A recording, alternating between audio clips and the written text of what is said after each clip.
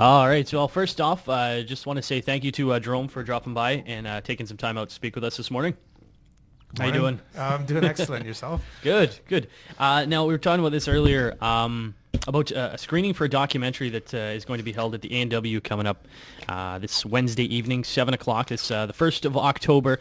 I know the flyer's been out about this. There's been a Facebook group started. The documentary itself focusing on the security and prosperity partnership of North America. Now, this is something that people have been slowly being made aware of pretty vaguely through major media. It's getting more attention now as time passes. Now, this is something that I guess was initially started back in 2005. Maybe you can just give us a brief rundown, because I know I've talked to a lot of people about Security and Prosperity Partnership, North American Union, SPP, and they're not really, they try and do some research. You find one extreme or the other on it. Yeah, it is kind of difficult to filter through all the hype. There's hype both ways, of course. The governments are very quick to, of course, say that it's in all of our best interests, the same way that NAFTA was supposedly in all of our best interests.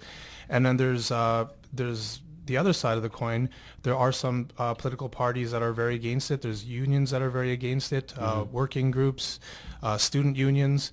What it basically is a partnership that was signed in the wake of 9/11 in order to deeply integrate the three distinct countries of North America.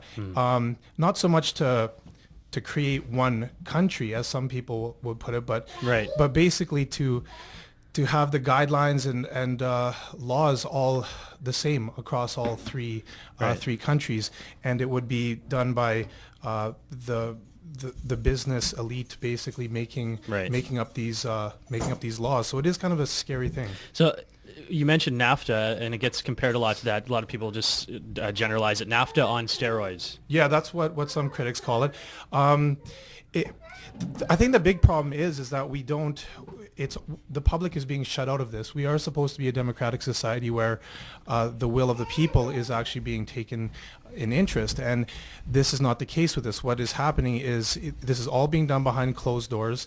The business elites of North America are basically redrawing everything from environmental laws, employment laws, virtually everything that you can think of. Yeah. And we, generally speaking, looking through history, when you have the richest men making the decisions, it's usually to protect their own interests and not that of the common people. So it's a major thing.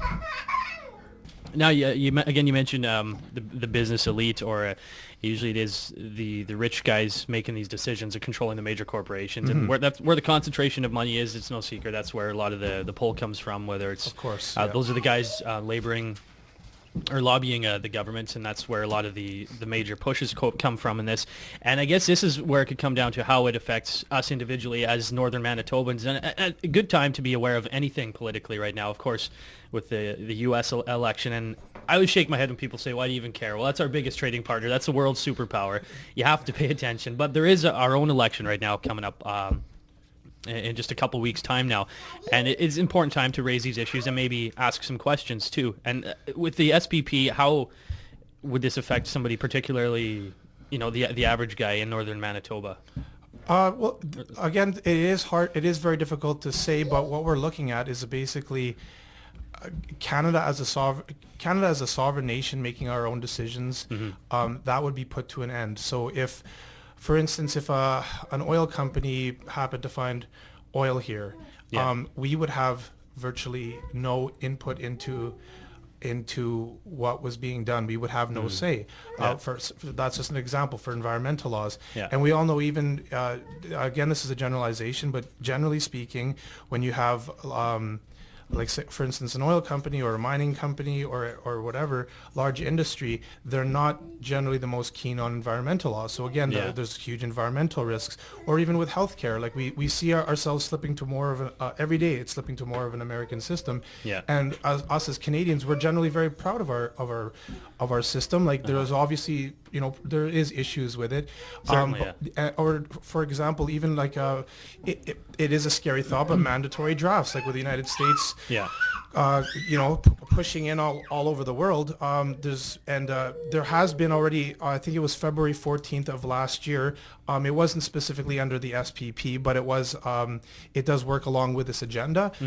There was a pact that was signed between the Canadian and U.S. government to basically share the military. So there's huge implications for us and our children. A lot of these agreements and policies that have been pushed through have been done so subtly. You see, sometimes they get addressed, or the questions will be raised to politicians, and they'll shake their head and laugh at the North American Union. But the SPP, there is information on the Canadian government's website, Absolutely. on the U.S. government's website, Right. and definitely a great time just to ask questions and find out more about, find out what it is, because there are arguments for either side. And what's the documentary that you're going to be screening at the A&W again, 7 o'clock Wednesday evening, is titled The Nation's Deathbed. Yeah, it's also, in case anybody can't come out and see it in person, you can actually watch it. They offer it free on the internet if you just type it into Google Video. What it basically is it's just, a lot of people heard about what happened in Montebello at the summit. There was quite a few protesters there, in which case the Quebec police actually sent men undercover, and some viewed it as them trying to provoke violence because they had rocks in their hands and they were, it's a pretty big deal. Like, what I mean, when you have undercover police officers that are trying to incite a riot. So all we're trying to do is we're just trying to raise awareness. We invite everybody to come out, and if they can, to come and we're not trying to push people towards a political party. We're not trying to push people towards anything in particular. It's just to raise awareness, and then so that we can discuss as a group some steps that we might have to take in order to, if you feel that it's an important thing. Myself and a lot of my friends, were terrified by the implications of what this can bring. And even within certain political parties, there are certain political parties out there that do take a very, very strong stand against the SPP because they also see the implications of it as well. So how directly does the SPP tie in with this particular documentary? Now, this was the meeting in Montebello with the leaders of Canada, U.S., and Mexico. Right. And the discussing trade within. Well, again, these are generally there's secretive meetings, so we don't know exactly what is being said, which is in a democracy. That's kind of the whole point of a democracy, is not to have the secrecy behind it. So it's a basic breakdown of the SPP in this film, and it also talks about the movement, I guess, against it, and also the suppression in the media, because that's the only major media coverage that I've seen of it, is actually before this Montebello summit and the undercover police. But otherwise, you'd think that a huge thing like this, like a rewriting of Canadian laws, you'd think that would be like front page of every newspaper, and the leading story on every news, like on every radio show or every TV show, and we don't see it. And the fact is, it is happening. It's happening. The information is there. It's you got to do some digging, but it is happening. Right. One great source that I found online is, and it's a fairly, it's a balanced approach, but of course it's leaning, but it's not one of the crazy websites that you're going to come across. But it's Canadians.org, and it's just a human rights group, or integratethis.ca. It's the same. It is the same thing. It is the same website. So if you go to that gives you a lot of the details about some of the secretive deals, whether it be in regards to the water in Canada. That's a real big thing. One thing is, I don't claim to be a specialist on this. I'm not. I'm just a regular dude that just does a lot of reading and try, so I don't have all the answers. I don't claim to know everything about it. But what the thing is that everybody has to kind of explore this on their own and come to their own conclusions on it.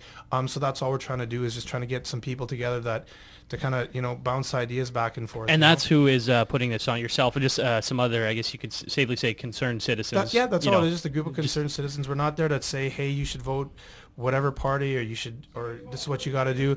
We want ideas too. We need people's feedback, because we're scared, and we want to know what other people's ideas are, on how we can raise awareness on this, and hopefully, hopefully get it reversed. Well, yeah, and if nothing else, generate some discourse and discussion on the issue. So definitely think it's worth going to check out. Again, it's coming up this Wednesday night, 7 p.m. at the A&W Meeting Room. We'll be screening The Nation's Deathbed. If you can't make it, again, as Jerome said, you can find it on a Google Video, YouTube, anywhere online. It's easy to get, and they make it easy for you to find on there. So again, thanks for coming in, Jerome. You're very welcome. And looking forward to the documentary this Wednesday night.